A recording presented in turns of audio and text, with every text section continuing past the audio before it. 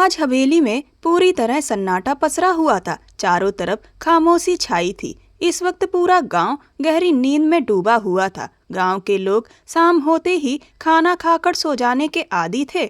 यही वजह थी कि अब आधे से ज्यादा गांव नींद का आनंद ले रहा था। रात के करीब 10 बज रहे थे। हर तरफ ऐसी खामोशी थी कि बस कहीं कहीं कुत्तों के भौंकने की आवाजें सुनाई दे रही थीं। सभी लोग अपने बिस्तरों में सो चुके थे कि अचानक हवेली के आसपास गोलियों की आवाज गूंज उठी। लोग घबराकर नींद से उठ बैठे। परिंदे भी अपने घोंसलों से निकलकर आसमान में उड़ने लगे। पूरा गांव दहशत में आ गया कि अचानक यह कैसी आफत आ पड़ी। आर्या, जो अपने कमरे में लेटी हुई थी, डर के मारे तुरंत उठ बैठी। ऐसी आवाजों से वह पहले से ही बहुत डरती थी। उसके दिल में खौफ पहले से बसा हुआ था और इस शोर ने उसके पुराने जख्म फिर से हरे कर दिए। वह सारी घटनाएं उसके दिमाग में ताजा होने लगीं, जिन्होंने उसकी जिंदगी को अंधेरे में धकेल दिया था। वह लाख कोशिश करती लेकिन उन्हें भूल नहीं पाती। अपनी चीख को दबाने के लिए उसने मुंह पर हाथ रख लिया, क्योंकि वह ना तो चीख सकती थी और ना ही अपने डर को किसी के सामने जाहिर कर सकती थी। वह तो इस घर में अपने किसी भी जज्बे का इजहार करने की इजाजत नहीं रखती थी। यहाँ तो उसे सांस लेने तक के लिए इजाजत लेनी पड़ती थी। जरा सी बात भी उसका जुर्म बना दी जाती और उसे सजा सुना दी जाती। इतनी नाजुक सी लड़की उस सजा को सहने की हिम्मत नहीं रखती थी। इसी बीच सरला जी और अशोक प्रताप बाहर निकल आए। हमेशा की तरह उनके हाथों में बंदूकें थीं। वे तेजी से बाहर की ओर बढ़े ताकि पता कर सकें कि आखिर हुआ क्या है।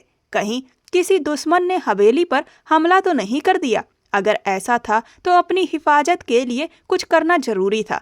आर्या अपने डर और ख्यालों में डूबी हुई थी। वह आम औरतों से अलग थी, अंदर से बहुत मजबूत और बहादुर। ऐसे खतरों का सामना वह मर्दों की तरह कर सकती थी, लेकिन जैसा उन्होंने सोचा था वैसा कुछ भी नहीं हुआ। उनका डर खुशी में बदल गया जब अचानक जोरदार ठहाका गूंजा और साथ ही भारी आवाज में गोलियां चलने की आवाज आई। यह सरप्राइज जयंत प्रताप का था। वह अपने खास अंदाज में हवा में फायर करके अपने आने का ऐलान कर रहा था। उसके दोनों हाथों में पिस्टल थी, जिनसे वह लोगों को डराकर खुद खुश हो रहा था। घर के अंदर दाखिल होते ही उसने अपनी माँ सरला जी को सीने से लगा लिया। सरला जी ने प्यार और गुस्से से भरे लहजे में उसे डांटा और कहा कि तुम हमेशा मुझे डरा देते हो। यह घर आने का कौन सा तरीका है? पहले खबर तो दिया करो ताकि मैं तुम्हारे लिए तैयारी कर सकूं, तुम्हारी पसंद का खाना बना सकूं। इतने दिनों बाद आते हो और वह भी इस तरह कि मेरा दिल बैठ जाता है। जयंत प्रताप हंसते हुए बोला, माँ, गांव वालों को भी तो पता चलना चाहिए कि जयंत प्रताप अपने घर लौट आया है। और जहाँ तक खाने की बात है तो मैं अपने दोस्तों के साथ खा चुका हूँ, बस चाय पीने का मन है। यह सुनकर सरला जी ने उसे और कसकर गले लगा लिया और रोते हुए बोली कि मैं सोच भी नहीं सकती थी कि तुम यूं अचानक आ जाओगे। आज तुम्हारी बहुत याद आ रही थी। तुम्हें देखने का बहुत मन कर रहा था। अच्छा किया जो आज आ गए। अब मुझे इस तरह तड़पाया मत करो। तुम्हारे बिना अब रहा नहीं जाता। अब तो यही हवेली में रहने की तैयारी करो। मैं तुम्हारी शादी की भी सोचूंगी, कोई अच्छी सी लड़की देखकर। माँ, नहीं तो बीवी की याद ही तुम्हें घर से बाहर जाने नहीं देगी। यह सुनकर जयंत प्रताप हंस पड़ा और बोला कि मेरी बीवी अभी आई नहीं और आप अभी से उससे डरने लगी हैं। वह माँ को छेड़ने लगा तो सरला जी ने बात बदलते हुए पूछा कि अचानक वापस आने का ख्याल कैसे आया? मैं तो कब से कह रही थी कि घर आ जाओ, लेकिन तुम हर बार टाल देते थे। हवेली में इतना बड़ा हादसा हो गया और तुम दूर थे। जयंत प्रताप हल्की मुस्कान के साथ बोला कि बस अब आ गया हूँ। मुझे चाचा की बहुत याद आ रही थी। उनके साथ जो हुआ उसके बाद मैं ज्यादा दिन घर से बाहर कैसे रह सकता था।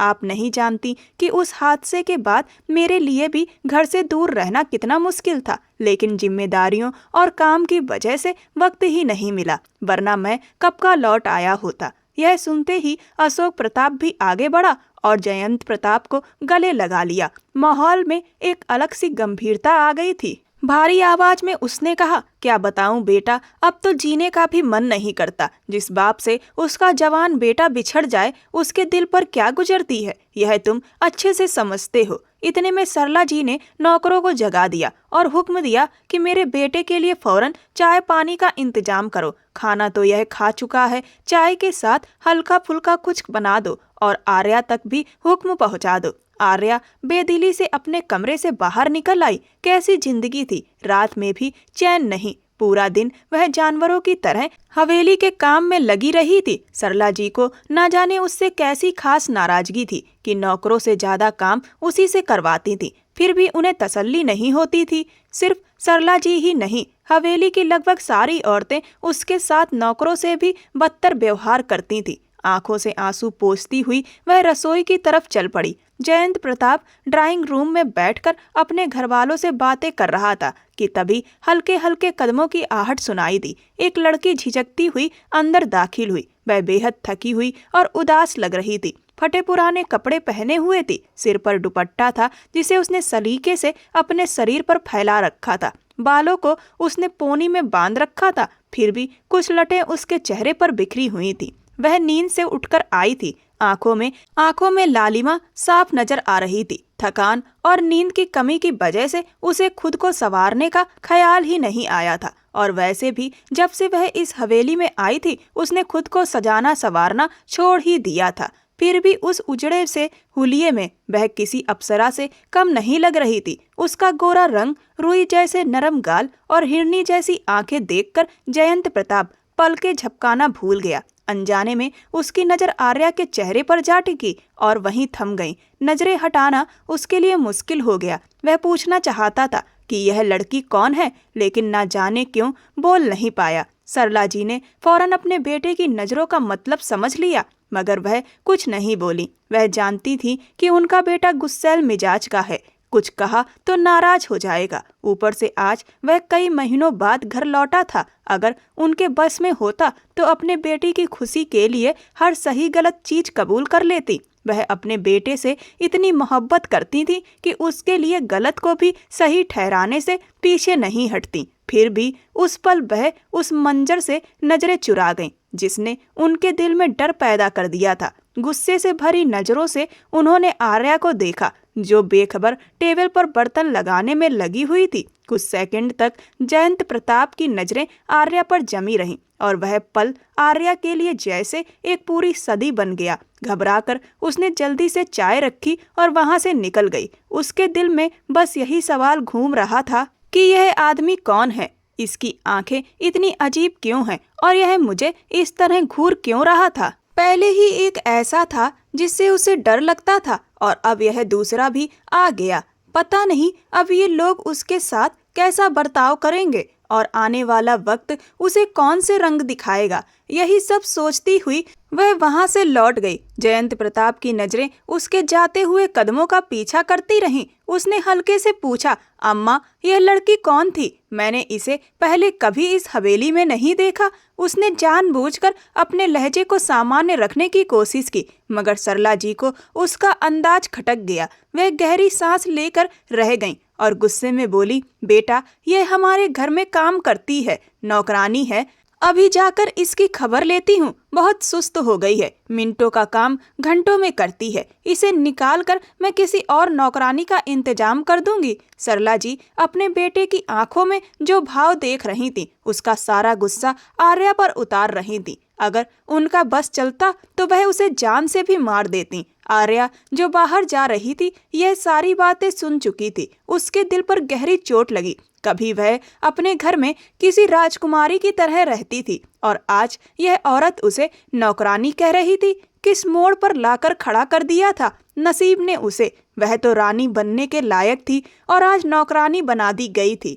कभी शहजादियों जैसी जिंदगी थी और आज उसके कपड़े फटे हुए थे। हाल ऐसा हो गया था कि वह खुद को पहचान भी नहीं पा रही थी। उसका रुख उस छोटे से अंधेरे स्टोर की तरफ था जो उसका ठिकाना बन चुका था। उस कोठरी जैसे कमरे में पहुंचते ही वह फिर से फूट फूट कर रो पड़ी। उसे वह दिन याद आ गया जब वह पहली बार इस हवेली में आई थी। बेरहमी से अपने गालों पर बहते आंसू पोंछने लगी। यही वह कमरा था जहां सरला जी ने उसे धक्के से फेंक दिया था, जैसे वह कोई बेकार चीज हो, कोई बेजान और तुच्छ सामान। उसे कबाड़ से भरे उस कमरे में डाल दिया गया था। पहली बार जब वह इस हवेली में आई थी, उसी दिन उस पे एक बेरहम नियम थोप दिया गया था। एक पल में उसकी पूरी जिंदगी बदल गई थी। इससे पहले वह नहीं जानती थी कि गुलामी जैसे नियम क्या होते हैं, और जो लड़की इसकी शिकार बनती है उसकी जिंदगी कैसी हो जाती है, कैसे कैसे तूफानों का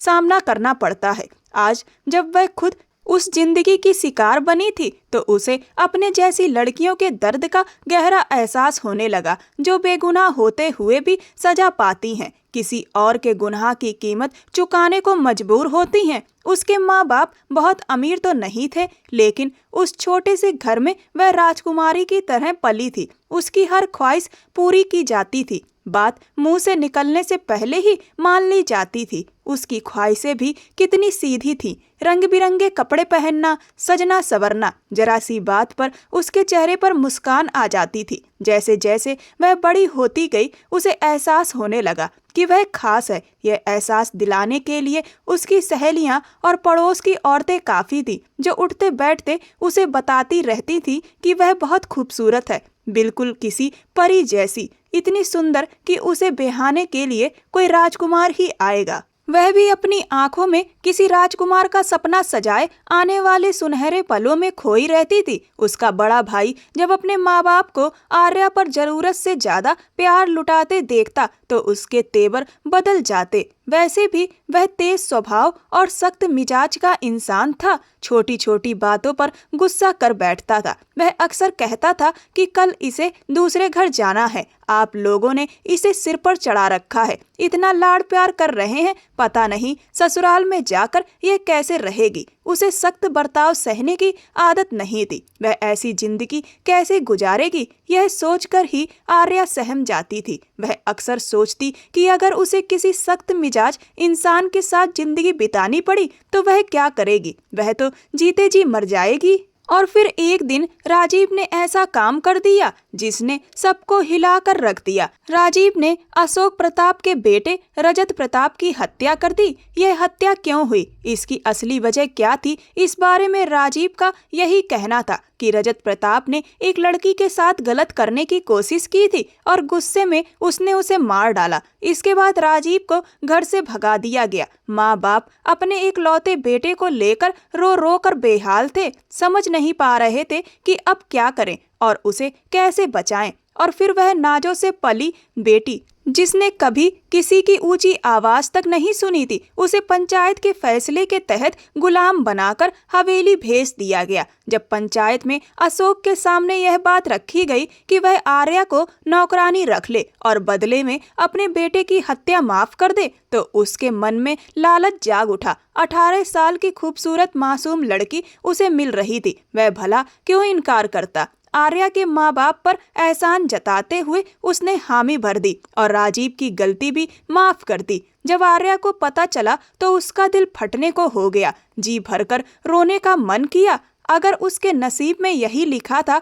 अगर उसे जिंदगी का इतना भयानक सच दिखाना था तो फिर इतना लाड़ प्यार क्यों दिया गया। उसे शुरू से ही सख्ती की आदत क्यों नहीं डलवाई गई। उसे बस इतना बताया गया कि उसे हवेली जाना है। जैसे ही वह हवेली में दाखिल हुई, सरोज जी जो उस आदमी की पत्नी थी सब कुछ समझ गईं। वह इस कुप्रथा से अच्छी तरह वाकिफ थी और जब उन्होंने देखा कि उनका पति एक नौजवान लड़की को घर ले आया है तो वह बुरी तरह से भड़क उठी। उन्होंने चीखते हुए कहा कि तुम अपने बेटे के दुश्मन को सजा देने गए थे, बेटे की मौत का बदला लेने गए थे, लेकिन उसकी बहन को हवेली में ले आए। तुम ऐसा कैसे कर सकते हो? मैं उस लड़की की सूरत भी नहीं देखना चाहती। अगर वह मेरे सामने आई तो मैं उसे मार डालूंगी। इस लड़की को हवेली से बाहर निकालो। अशोक अंदर ही अंदर खुश था, लेकिन सरोज जी के तेवर देखकर परेशान हो गया। उसने समझाने की कोशिश करते हुए कहा कि मेरी बात सुनो, तुम इस लड़की पर अपना सारा गुस्सा निकाल सकती हो,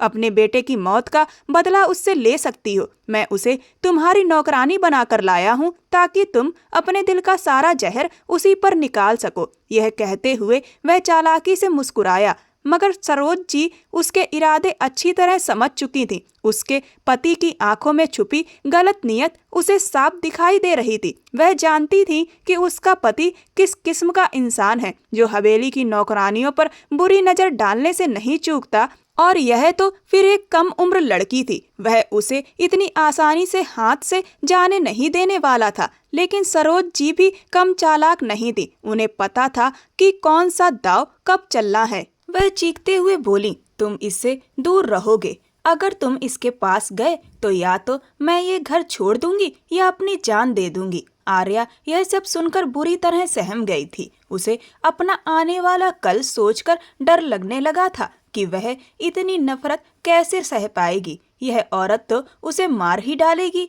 वह अपनी जगह पर सिमटती चली गई। अगर उसके बस में होता तो वह वहां से भाग जाती, मगर आते वक्त उसकी माँ ने उसके कान में फुसफुसाकर कहा था कि इस घर से अब तुम्हारी लाश ही निकलेगी, तुम जिंदा वापस नहीं लौटोगी। अगर चाहती हो कि तुम्हारे पिता और भाई सलामत रहें तो यह सब कुछ तुम्हें सहना होगा। यह कहते वक्त उसकी माँ शायद भूल गई थी कि आर्या कोई बेजान चीज नहीं, बल्कि जीती जागती इंसान है। हवेली के सारे लोग तमाशा देख रहे थे। सरोज जी गुस्से में आकर अपने पति अशोक के हाथ से बंदूक छीन लेती हैं और चिल्लाती हैं कि अगर अभी इसी वक्त इस लड़की से दूर रहने की बात नहीं मानी तो मैं खुद को गोली मार लूंगी। अभी के अभी अपनी जुबान से बोलो, इस आर्या से दूर रहोगे, वरना याद रखना अगर शब्द नहीं निकले तो इस बंदूक से गोलियां जरूर निकलेंगी। सरोज जी 4 भाइयों की इकलौती बहन थी और कई बीघा जमीन की मालिक थी। वह सारी जमीन अशोक के कब्जे में थी। अगर सरोज जी को कुछ हो जाता तो उनके भाई अशोक को जिंदा नहीं छोड़ते। अशोक पूरी तरह बेबस हो गया और आखिरकार मजबूरी में पत्नी के दबाव में आकर उसने उसी वक्त आर्या से दूर रहने का फैसला लिया। आर्या की आंखों में पहले से आंसू भरे थे, उसके होंठ कांप रहे थे और वह धीमे से बोली, मैं अब अपने घर भी नहीं जा सकती और इस हवेली में भी नहीं रह सकती। मैं कहाँ जाऊंगी, क्या करूंगी? जो माँ बाप अपनी बेटियों को ऐसे लोगों के हवाले कर देते हैं, वे कभी यह नहीं सोचते कि उनके साथ क्या बीतती है। काश मुझे मार ही दिया होता, इस बेइज्जती से तो मौत बेहतर थी। लेकिन आर्या को हवेली से निकाला नहीं गया। सरला जी ने उसे उसका ठिकाना दिखाया और सख्ती से कहा, यहीं पड़ी रहो और सुबह से घर के सारे कामों में लग जाना। तुम इस घर में नौकरानी की हैसियत से आई हो, घर का सारा काम तुम्हें करना है और काम खत्म होते ही सीधे इसी कमरे में आ जाना। हवेली के किसी भी मर्द को अपने रूप से लुभाने की जरूरत नहीं है। मैं तुम्हें बिना काम इधर उधर घूमते नहीं देखना चाहती। अगर बेवजह कमरे से बाहर नजर आई तो मुझसे बुरा कोई नहीं होगा। यह कहकर उसने आर्या का हाथ पकड़कर झटका और सख्त लहजे में बोली, मुझे किसी तरह की शिकायत नहीं मिलनी चाहिए। जो कहा है उसे अपने दिमाग में अच्छी तरह बैठा लो। मुझे बात दोहराने की आदत नहीं है। उसी रात जब आर्या थकान और दुख से टूटकर बिस्तर पर गिरी ही थी कि दरवाजे पर जोर जोर से पीटे जाने की आवाज आई। यह दस्तक नहीं थी, दरवाजा तोड़ा जा रहा था और बाहर खड़े आदमी के इरादों में खतरनाक जिद साफ झलक रही थी। ऐसा लग रहा था कि अगर उसने दरवाजा नहीं खोला तो वह तोड़कर अंदर घुस आएगा। कौन है बाहर? आर्या के मुंह से डरती हुई आवाज निकली, दरवाजा खोलो। वही आदमी था जो उसे यहाँ लाया था। जैसे ही आर्या ने दरवाजा खोला वह जबरन कमरे में घुस आया। आर्या कांप उठी और बोली, आप इस वक्त यहाँ क्या कर रहे हैं? उसका अंदाज देखकर ही वह डर गई। वह आदमी घूरते हुए बोला, तुम्हें मैं यहाँ लाया हूँ। उसकी आंखों में गलत नीयत साफ दिखाई दे रही थी। वह घूरती नजरों से आर्या को देखने लगा और बोला, बहुत खूबसूरत हो तुम, बिल्कुल मासूम सी, तुम्हारे साथ वक्त गुजारने में तो बड़ा मजा आएगा। यह कहते हुए वह एक एक कदम आगे बढ़ने लगा और आर्या पीछे हटती चली गई। उसी पल उसे सरोज जी का गुस्से से भरा चेहरा याद आ गया। जिस तरह सरोज जी सिर्फ यह देखकर आग बबूला हो गई थी कि आर्या उनके पति के साथ आई है, उसी से अंदाजा लगाया जा सकता था कि अगर उन्होंने अपने पति को आर्या के कमरे में देख लिया तो वह उसे जान से मार डालेंगी।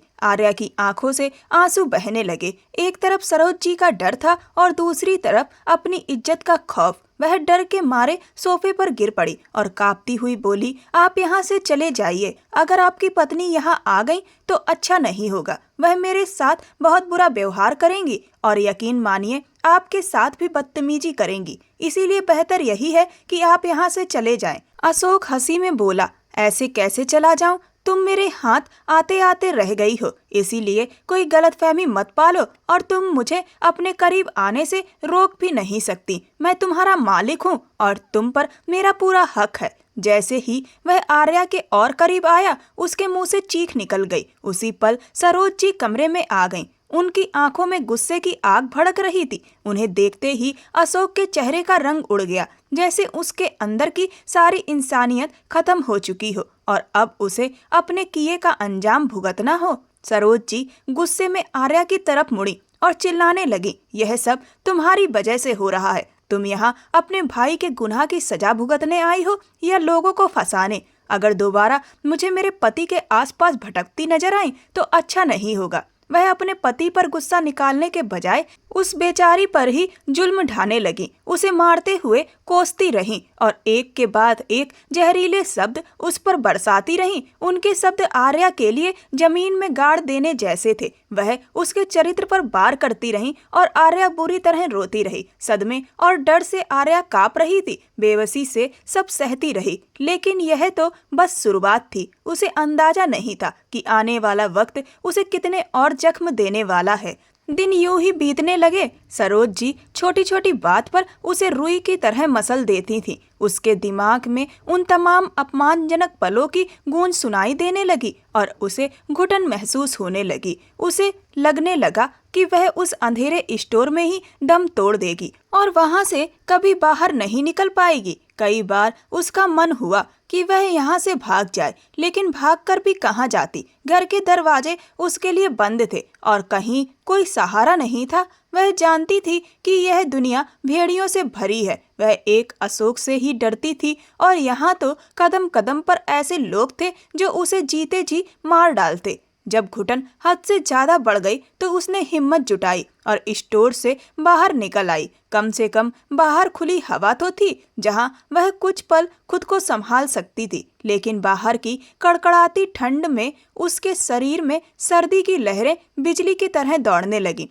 और वह बुरी तरह कांपने लगी। मगर फिर भी बाहर रहना उसे उस अंधेरे कमरे से बेहतर लगा। वह कम से कम यहाँ अच्छा महसूस कर रही थी। उसने बेख्याली में सीढ़ियों पर जाकर बैठने का फैसला किया, लेकिन हड्डियों में उतरती ठंड ने उसे बेहाल कर दिया। वह स्टोर से एक मोटी चादर निकाल लाई, सीढ़ियों पर बिछाई और वहीं सिमट कर बैठ गई। दूसरी तरफ अपने कमरे में लेटा जयंत प्रताप करवटें बदल रहा था। शहर की व्यस्त जिंदगी से मुश्किल से वक्त निकालकर वह यहाँ आया था। जब भी हवेली लौटता उसे हमेशा अच्छा लगता था, मगर आज बात कुछ और ही थी। आज उसके दिल में ऐसे एहसास थे जिनके बारे में उसने कभी सोचा भी नहीं था। किसी लड़की को बार बार याद करना, उसे देखने की चाह रखना, यह सब उसके लिए नया था। गांव की वह खामोशी जो उसे हमेशा सुकून देती थी, आज उसे बेचैन कर रही थी। उसने सिगरेट सुलगाई और बाहर की ओर चल दिया। वह सीढ़ियां चढ़कर छत पर जाना चाहता था, तभी उसकी नजर उस लड़की पर पड़ी जिसके बारे में वह सोच रहा था, जो उसके ख्यालों में थी। वह सामने हकीकत बनकर बैठी थी। सख्त ठंड में वह कांप रही थी। उसका शरीर ठंड की वजह से थरथरा रहा था। यह मंजर देखकर वह हैरान रह गया। अगर उसे इतनी ठंड लग रही थी तो वह कमरे में सोने के बजाय यहाँ क्यों बैठी थी? आर्या अपने ख्यालों में खोई हुई थी। तभी उसे महसूस हुआ कि कोई उसे ध्यान से देख रहा है। उसके चेहरे पर किसी की नजर का बोझ सा महसूस होने लगा। उसने सिर उठाकर सामने देखा तो वह घबरा गई और फौरन खड़ी हो गई। वह पहले से ही डरी हुई थी, ऊपर से उसे देखकर और डर गई। कहीं यह अशोक के जैसा ही तो नहीं जो उसकी जिंदगी को और मुश्किल बना दे। मेरे साथ ऊपर चलो, मुझे तुमसे जरूरी बात करनी है, जयंत प्रताप ने कहा। उसके लहजे में ऐसा कुछ था कि वह चाहकर भी मना नहीं कर पाई। वह अशोक और हवेली के बाकी मर्दों से डरती थी जो हमेशा उस पर बुरी नजर रखते थे। इसी वजह से वह जयंत को देखकर भी सहम गई थी। हवेली में यह पहला मौका था जब उसने उसे देखा था। उसकी आंखों में बाकी मर्दों जैसी नजर नहीं थी। उन आंखों में आर्या को अपने लिए अपनापन और कुछ और भाव दिखे, लेकिन वह खराब नजर नहीं थी जिससे वह हमेशा डर जाती थी। कुछ तो अलग था उस नौजवान में जिसने उसे थोड़ी तसल्ली दी। वह उसके साथ चलने को तैयार हो गई। जो लड़की हर वक्त डर में रहती थी कि कहीं कोई नई मुसीबत ना आ जाए, वही आज रात के अंधेरे में उसके साथ छत की ओर बढ़ रही थी। शायद उसे लगा कि यह इंसान उसकी मदद कर सकता है। यही सोचते हुए वह छोटे छोटे कदमों से उसके पीछे चलने लगी। तुम कौन हो और हवेली के नौकरों से इतनी अलग क्यों लगती हो? तुम्हें देखकर लगता है जैसे तुम अपने अंदर कोई राज छुपाए हुए हो, जयंत ने पूछा। आर्या उसे देखने लगी। यह आदमी बातों से ही पढ़ा लिखा लगता था। उसने सिर झुका लिया। न जाने क्यों वह उसे अपनी बीती जिंदगी के बारे में कुछ भी बता नहीं पाई। शायद उसे डर था कि यह भी हवेली का ही हिस्सा है,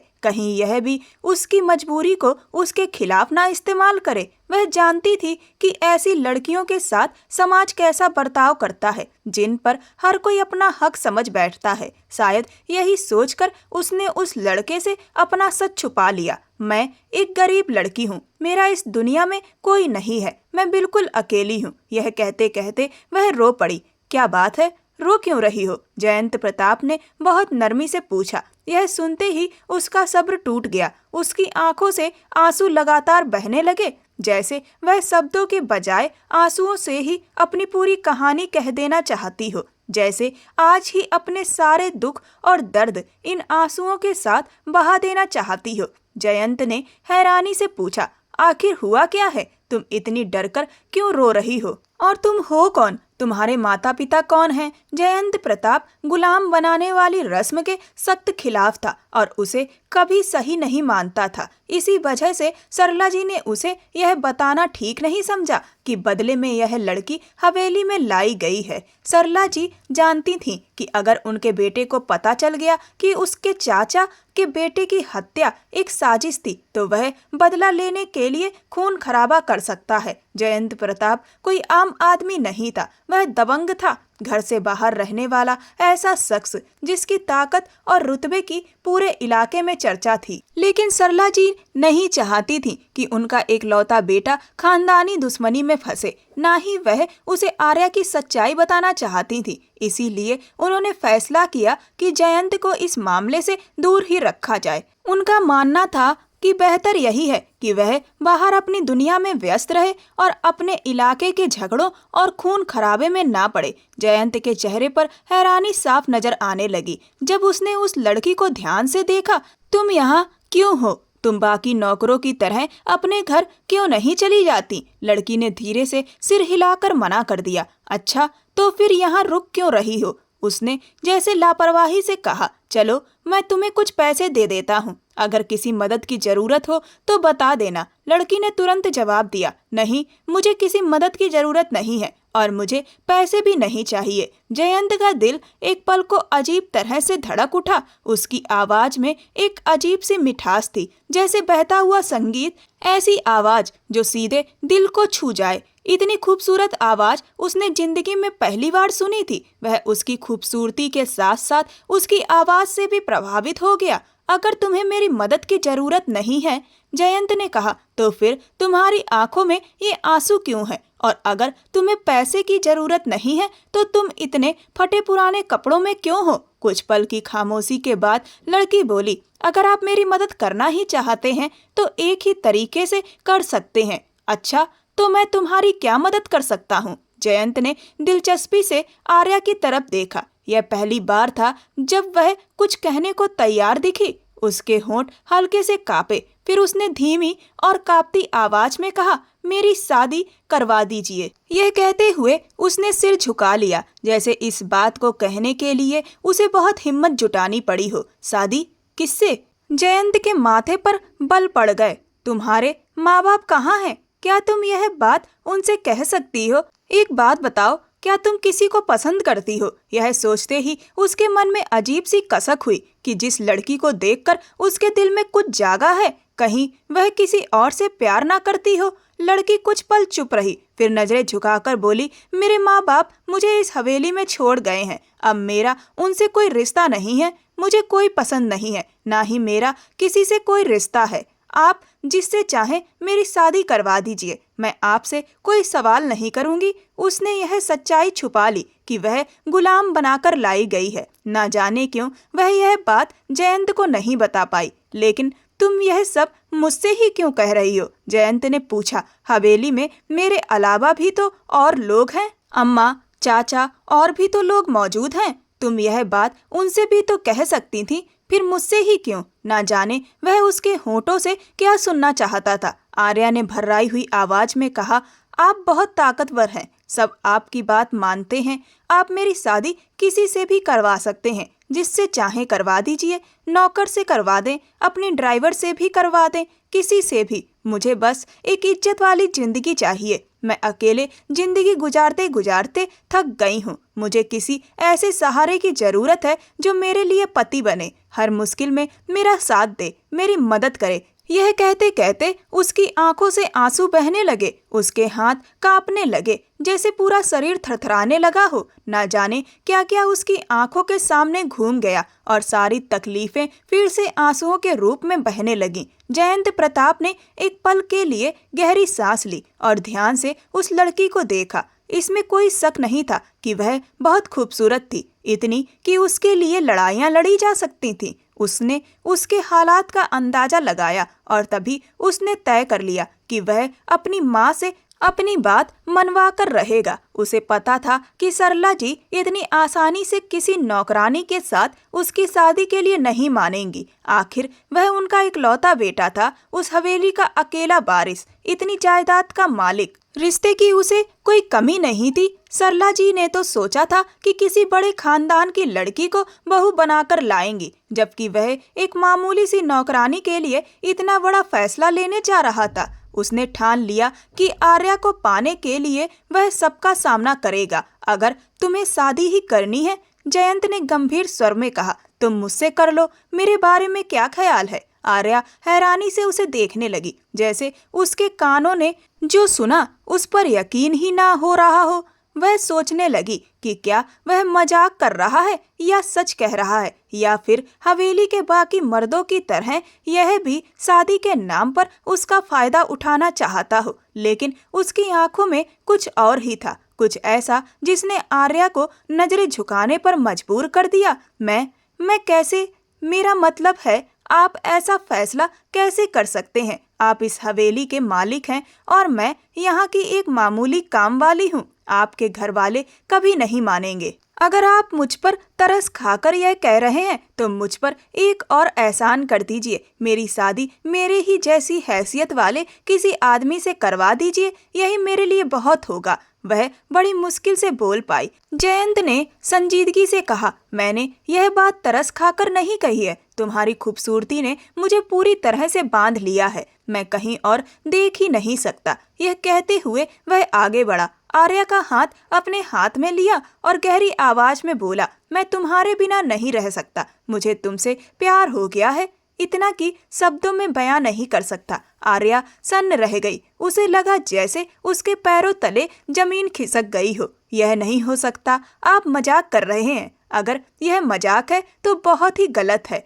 किसी लड़की के जज्बातों से यूं नहीं खेलना चाहिए। यह कहकर उसने झटके से अपना हाथ छुड़ाया और तेज कदमों से अपने कमरे की तरफ भाग गई। घबराहट की हालत में वह सीढ़ियां उतरकर नीचे पहुंची और सीधे स्टोर रूम में जाकर खुद को अंदर से बंद कर लिया। जिंदगी में पहली बार उसके दिल में कोई अजीब सा एहसास जागा था, कुछ ऐसा जो उसने पहले कभी महसूस नहीं किया था। अगली सुबह हवेली में मानो तूफान आने वाला था। जब जयंत प्रताप नाश्ता करने बैठा तो सरला जी उसे अजीब सी नजरों से देखती रहीं। उनका गुस्सा साफ झलक रहा था। यह क्या बकवास है? कहीं तुम पागल तो नहीं हो गए हो? तुम उस 2 कौड़ी की लड़की से शादी करने की बात कर रहे हो, जिसकी हैसियत एक कामवाली से भी कम है। क्या अब तुम हमारी नस्ल बर्बाद करोगे? सरला जी का बस नहीं चल रहा था कि वह आर्या को जान से मार दे। उनके लिए वह लड़की एक बहुत बड़ी मुसीबत बन चुकी थी। मुझे इससे कोई फर्क नहीं पड़ता कि वह कौन है, किस खानदान की है, अमीर है या गरीब। जयंत ने बेपरवाही से जवाब दिया। मेरी जिंदगी में वह पहली लड़की है जिसे देखकर मेरे दिल के तार हिल गए हैं। अब मैं उसे खो नहीं सकता। सरला जी तड़प कर बोली, बेटा, लड़की भी तो ऐसी हो कि मैं गर्व से 10 लोगों के सामने बहू कह सकूं। भला मैं उस लड़की का लोगों से क्या परिचय करवाऊंगी? कौन है वह? किसकी बेटी है? किस खानदान से है? जयंत ने साफ शब्दों में कहा, मैंने आपसे पहले ही कहा था कि मैं उसी लड़की से शादी करूंगा जो मुझे पसंद है। आपने और भी लड़कियों के नाम बताए थे, लेकिन मैंने किसी के लिए हाँ नहीं की। अगर आप चाहती हैं कि मैं शादी करूं तो आर्या से ही करूंगा, वरना मैं अगले 1 साल तक घर भी नहीं आऊंगा। और आप जानती हैं कि मैं जो कहता हूँ वह करके दिखाता हूँ। यह कहते हुए उसने हल्की सी तंज भरी मुस्कान के साथ आगे कहा, और जहाँ तक नस्ल की बात है, मुझे इससे भी कोई मतलब नहीं कि वह ऊंचे खानदान की है या नहीं। मुझे बस इतना पता है कि वह मुझे पसंद है। सरला जी ने गहरी सांस लेकर कहा, बहू का अच्छे खानदान से होना जरूरी होता है। वही आने वाली पीढ़ी की जिम्मेदार होती है, इस हवेली की मालकिन बनेगी। अगर उसकी परवरिश ठीक होगी तभी वह इस घर को संभाल पाएगी। जयंत ने शांत लेकिन दृढ़ आवाज में कहा, अगर मैं आर्या से शादी से मना भी कर दूं और आपकी बात मान लूं तो इसकी क्या गारंटी है कि बाद में मैं जिस लड़की से शादी करूंगा वह आपके हिसाब की होगी। शादी मैं अपनी मर्जी से ही करूंगा, और अगर वह लड़की आर्या से भी ज्यादा साधारण हुई तो आप तब लोगों को क्या जवाब देंगी? तब भी तो यही कहेंगी कि जयंत ने अपनी पसंद से शादी की है। यही बात आप आज भी कह सकती हैं। सरला जी को आज पहली बार ऐसी बेबसी महसूस हुई थी जो उन्होंने कभी नहीं जानी थी। पूरी जिंदगी उन्होंने अपनी मर्जी से नौकरों पर हुक्म चलाया था। मायके में भी और ससुराल में भी हर फैसला उन्हीं का होता था। उनकी इजाजत के बिना पत्ता तक नहीं हिलता था। लेकिन आज उनके एकलौते बेटे की जिंदगी का सबसे बड़ा फैसला उनकी मर्जी के खिलाफ जा रहा था। आखिरकार उन्होंने दिल ही दिल में ठान लिया कि वह जयंत की जिद के आगे झुकेंगी और आर्या के साथ उसका विवाह करवा देंगी। मगर वह मन ही मन तय कर चुकी थी कि बहुत जल्द वह आर्या को जयंत की जिंदगी से निकाल देंगी। उस पर कोई ना कोई इल्जाम लगाकर, कोई ऐसा खेल खेलकर उसे गलत साबित कर देंगी और हमेशा के लिए यहाँ से दूर भिजवा देंगी। यही सोचकर वह खुद को तसल्ली देने लगी और इस शादी के लिए मान गई। जब अशोक प्रताप को पता चला कि जयंत प्रताप आर्या से शादी करने जा रहा है तो उसके तेवर अचानक बदल गए। वही लड़की जो इस हवेली में अशोक की गुलाम बनकर आई थी और आते ही जिसे नौकरानी बना दिया गया था, अब वही लड़की उसके भतीजे की दुल्हन बनने जा रही थी। वह लड़की जिस पर उसकी कब से खराब नजर थी, बल्कि इस हवेली में मौजूद ज्यादातर मर्द उस पर बुरी नजर रखते थे, मगर वह किसी के हाथ नहीं आई। अशोक को अंदर ही अंदर अजीब सी जलन और बेचैनी होने लगी। उसे यह भी समझ आ रहा था कि सरला जी ने जानबूझकर जयंत से आर्या की सच्चाई छुपाई है, क्योंकि जयंत इस तरह की कुप्रथा का सख्त विरोधी है और अगर उसे सब पता चल गया तो वह बेकाबू हो जाएगा। वे ये भी नहीं कह सकते थे कि आर्या उसके चाचा की गुलाम है, क्योंकि ऐसा कहते ही खुद फंस जाते। इसी उधेड़ बुन में वह सोचता रहा कि इस शादी को किसी तरह कैसे रोका जाए। सरला जी ने आर्या से सख्त लहजे में कहा, तुम तो हवेली में गुलाम बनकर आई थी। आर्या उन्हें देखकर कांप गई। उसे हमेशा उनसे डर लगता था, फिर भी वह नम आंखों से लेकिन मजबूती के साथ बोली, कौन सी गुलाम? मैंने कभी खुद को गुलाम माना ही नहीं। आर्या की यह बात सरला जी को झंझोर गई। वह सोच में पड़ गई कि अभी ही यह लड़की इतनी साफ और निडर बात कर रही है, अगर शादी हो गई तो यह मेरे सामने खड़ी हो जाएगी। यह विवाह नहीं होना चाहिए। वह गहरी नजरों से उसे देखकर कमरे से बाहर चली गई। उसी वक्त जयंत लॉन में टहल रहा था कि अशोक ने उसे अपने कमरे में बुलाया। जी चाचा, आपने बुलाया? जयंत ने सामान्य लहजे में पूछा। कमरे में उस वक्त सिर्फ अशोक थे। आमतौर पर सरोज जी उन्हें अकेला नहीं छोड़ती थी, लेकिन जब अशोक को कोई खास बात करनी होती थी तो वह जयंत को यूं ही याद करता था। जयंत समझ गया था कि बात आर्या की ही होने वाली है। अशोक ने कहा, मैंने सुना है तुम आर्या से शादी करने जा रहे हो। जयंत के होठों पर हल्की मुस्कान आ गई। अगर आप यह कहने वाले हैं कि मैं उससे शादी ना करूं क्योंकि वह यहाँ काम करती है, तो यह बात दिमाग से निकाल दीजिए। मैं आपकी बात नहीं मानूंगा। अशोक ने तंज के साथ कहा, तुम नहीं जानते वह कैसी लड़की है। गांव में उसके कई लड़कों से चक्कर थे, यहाँ तक कि उसने मुझे भी अपनी तरफ खींचने की कोशिश की थी। तब मैंने उसे डांट कर भगा दिया था। मुझसे मायूस होकर वह तुम्हारी तरफ आ गई। अशोक के शब्दों ने जयंत को अंदर तक हिला दिया। उसके दिमाग में आर्या का मासूम चेहरा घूम गया, उसकी आंखों की शर्म, उसका सादापन। यह सब सुनकर उसे यकीन नहीं हुआ। यह कैसे हो सकता है? वह खुद से ही सोचने लगा, आर्या ऐसी तो नहीं हो सकती। अशोक की बातों ने उसके दिल में शक का बीज बो दिया और वह तय कर चुका था कि वह सच जानकर ही रहेगा। जयंत और आर्या की शादी उसी रात सादगी से चुपचाप करवा दी गई थी, क्योंकि सरला जी को इस रिश्ते से कोई भी खुशी नहीं थी। शादी के बाद जयंत के कमरे में आर्या दुल्हन बनी बैठी थी और उसका दिल अजीब सी घबराहट से भरा हुआ था। आर्या अपनी यादों में खोई हुई थी। वह सोच रही थी कि जिसे वह देखना चाहती है वह उसे कैसे देखेगा। इसके लिए वह सिर से पैर तक पूरी तरह तैयार हो गई थी। सोचकर ही उसके चेहरे पर मुस्कान आ गई और हल्की शर्म से वह सर झुका बैठी। वक्त धीरे धीरे गुजर रहा था। उसका दिल तेजी से धड़कने लगा और आने वाले वक्त का एहसास उसे बेचैन कर रहा था। रात की चादर हर चीज को अपनी लपेट में ले चुकी थी। हवेली में गहरी खामोशी थी, लेकिन उसके दिल की धड़कनें शोर मचाती थी। वह बेचैनी से दरवाजे की तरफ देख रही थी। उंगलियां आपस में उलझी हुई थीं और सांसें बेताब हो रही थीं। क्या वह वाकई आएगा? उसने खुद से पूछा, और अगर आएगा तो मेरे साथ कैसे पेश आएगा? कुछ लम्हे गुजरे, दरवाजा धीरे से खुला और एक नवाबी शख्सियत अंदर दाखिल हुई। जयंत प्रताप उसे देखकर ठिठक गया। हैरत और खौफ के मिले जुले जज्बात उसकी रूह को जकड़ने लगे। आंखों में आंसू झलकने लगे और शरीर पर कपकपी सी दौड़ गई। अगर यह भी अशोक की तरह बुरा व्यवहार करने की कोशिश करेगा तो वह पास आया। उसने अभी तक आर्या से कोई बात नहीं की थी, बस आंखों में आंखें डालकर उसे निहार रहा था। जयंत की नजरें आर्या के चेहरे पर जमी हुई थी और दिमाग कुछ और ही सोच रहा था। तभी उसके फोन पर कॉल आई। उसने फोन उठाया और दरवाजा बंद करके बाहर निकल गया। आर्या की नजरें दरवाजे पर टिक गईं। शायद वह उम्मीद कर रही थी कि वह पलट कर आएगा, उससे कुछ कहेगा, उससे मोहब्बत जताएगा, लेकिन वह जा चुका था और वह फिर अकेली रह गई। जयंत के बाहर जाते ही दरवाजे पर जोरदार दस्तक गूंजी। आर्या घबराई। अगर यह जयंत है तो उन्हें दस्तक देने की क्या जरूरत थी? उसका दिल जोर से धड़कने लगा। दरवाजा खोला तो सामने कोई और था, अशोक, उसके पति का चाचा। उसके होठों पर शैतानी मुस्कान और आंखों में खतरनाक चमक थी।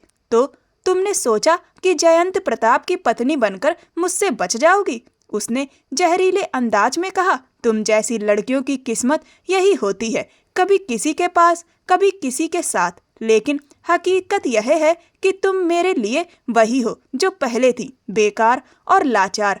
आज भी तुम मेरी पहुंच में हो। सबसे पहले मैं ही तुम्हारे पास आऊंगा। आर्या की सांसें तेज हो गईं। खौफ उसकी रीढ़ की हड्डियों तक उतर गया। उसने पीछे हटने की कोशिश की, लेकिन अशोक उसके पास आ गया। तुम अब कहीं नहीं जा सकती। मैंने खुद जयंत प्रताप से सुना कि वह कल से पहले वापस नहीं आएगा। बेहतर है कि तुम मेरी बात सुनो और खुद को मेरे हवाले कर दो। लेकिन तभी जोरदार धमाका हुआ। दरवाजा जोर से खुला और जयंत प्रताप अंदर दाखिल हुआ। हाथ में बंदूक थी और चेहरे पर तूफान। अशोक, उसकी आवाज जैसे आसमान चीर रही हो। मैं सब जानता था, तुम्हारी हर साजिश, तुम्हारी हर गंदी नजर, सब देखा। यह लड़की अब मेरी पत्नी है और तुमने उसकी इज्जत पर हमला करने की कोशिश की। अगर तुम मेरे चाचा नहीं होते तो मैं तुम्हें वह सजा देता जो दुश्मनों को दी जाती है। अशोक वहां से पसीना पसीना होकर भाग गया। जयंत ने आर्या की तरफ देखा। उसके चेहरे पर बेबसी और दुख के आंसू बह रहे थे और हाथ कांप रहे थे। तुमने मुझे पहले क्यों नहीं बताया? जयंत ने नरम लेकिन गंभीर लहजे में पूछा। आर्या हिचकिचाते हुए बोली, मैंने कभी सोचा ही नहीं था कि कोई मेरी बात पर यकीन करेगा। औरत को अपनी इज्जत की हिफाजत खुद करनी पड़ती है। मैं तो बेबस थी। जयंत ने गहरी सांस ली और कुछ पल खामोश रहा। फिर आहिस्ता से आगे बढ़ते हुए कहा, अब तुम बेबस नहीं हो। मजबूत लहजे में उसने कहा, चलो यहाँ से निकलते हैं। वह आर्या को लेकर शहर चला गया और अशोक को पुलिस के हवाले कर दिया और गांव में चलने वाली इस क्रूर प्रथा पर कानून ने बैन लगा दिया। कुछ महीने बाद हवेली के बाग में जहां हवा चल रही थी, जयंत और आर्या साथ बैठे थे। उसकी आंखों में अब खौफ नहीं था, बल्कि एक नई चमक थी। वह पहले जैसी खामोश और सहमी हुई नहीं थी। जयंत ने मुस्कुराकर उसकी तरफ देखा। कभी सोचा था कि जिंदगी हमें यहाँ लेकर आएगी? आर्या मुस्कुराई और बोली, नहीं, लेकिन शायद यही मेरी किस्मत में लिखा था। जयंत ने उसका हाथ थामा और उसकी नजरों में वही मोहब्बत झलक रही थी जो किस्मत ने उनके लिए लिखी थी। अंधेरों से निकलकर उनकी जिंदगी अब रोशनी में थी। जयंत और आर्या अब वापस गांव लौट आए थे और जयंत ने गांव में शिक्षा के ऊपर काम करना शुरू कर दिया था, क्योंकि इस तरीके की क्रूर प्रथाएं कहीं न कहीं शिक्षा की कमी के कारण और फैलती हैं। उसने लड़के और लड़कियां दोनों के लिए शिक्षा के अच्छे इंतजाम किए, जिससे दोनों ही पढ़ें, लिखें और समझदार हों। और अब गांव में इस तरीके की क्रूर प्रथाओं का चलन बंद हो चुका है। सरला जी ने भी अब जयंत का आर्या के प्रति झुकाव देखकर आर्या को अपनी बहू स्वीकार लिया था, क्योंकि वो अपने बेटे की खुशी को सबसे ऊपर रखती थी। दोस्तों, आज भी कई गांव में पुरानी खराब परंपराएं चल रही हैं, जिनको इंसानियत की तरक्की के लिए, गांव की तरक्की के लिए बंद कर देना चाहिए। कोई भी इंसान किसी का भी गुलाम नहीं होता। इस तरीके की परंपराएं इंसानियत को कुचलने वाली होती हैं। आपका इस कहानी के बारे में क्या कहना है? मुझे कमेंट सेक्शन में कमेंट करके जरूर बताएं। ये कहानी पूर्णतः काल्पनिक है। इसमें दिखाई गई सभी घटनाएं पूर्णतः काल्पनिक हैं। इनका किसी भी व्यक्ति या संस्था से कोई भी कनेक्शन नहीं है। ये कहानी केवल मनोरंजन के उद्देश्य से नहीं, बल्कि समाज में फैली क्रूर प्रथाओं के खिलाफ जागरूकता फैलाने के लिए और सामाजिक शिक्षा के उद्देश्य से बनाई गई हैं। ऐसी और भी रोमांटिक कहानियों को सुनने के लिए मेरे चैनल के साथ बने रहें। मेरे चैनल को सब्सक्राइब करें, वीडियो को लाइक करें और वीडियो को ज़्यादा से ज़्यादा शेयर करें। धन्यवाद।